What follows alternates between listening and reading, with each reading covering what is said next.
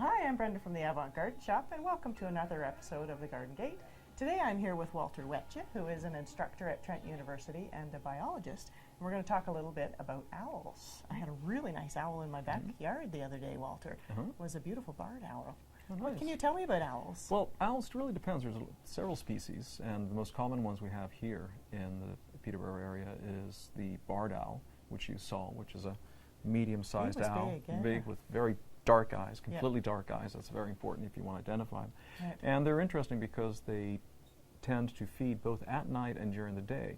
The reason you saw him probably during the daytime is that with all the recent snow and the cold temperatures, hunting's probably been a bit more challenging for it, and as a result it is hunting more actively during the daytime, and if we're looking for animal activity during the day, it's going to be near our bird feeders. Bird feeders. He was right outside my bird feeding station, so it was really neat. Awesome. And we've also seen a lot of the snowy owl in the region. Is there a reason for that? Yes, actually it's really interesting because 2 summers ago they had a very good breeding season way up in the Arctic in the Ungava Peninsula in northern Quebec, and lots of young were raised, and when those young fledged, many of them flew south, and many of them flew all the way down even to Florida, which was actually kind of surprising. And some of them actually flew out over the Atlantic, and there were reports of them coming on container ships and crossing the Atlantic to Europe.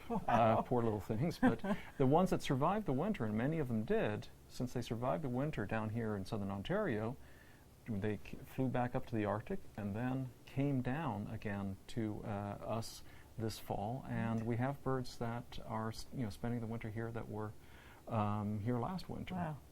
Well, when we come back in our second segment, I hear you have a really interesting website that you're going to tell us about. Absolutely. So we'll check in a few minutes and learn more about this website.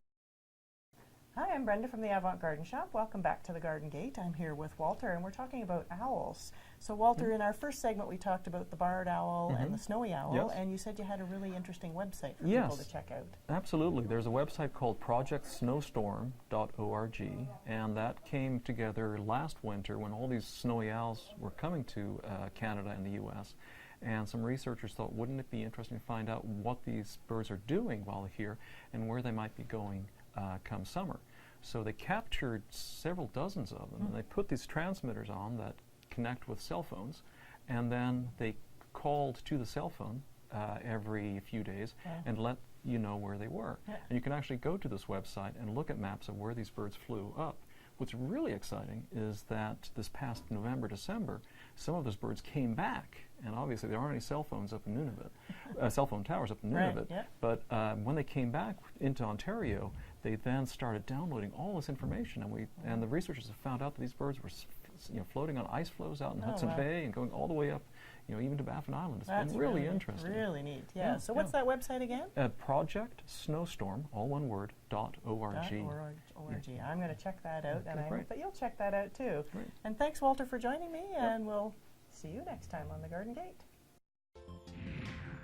The Garden Gate is brought to you by the Avant Garden Shop, your destination for gardening accessories and backyard birding supplies.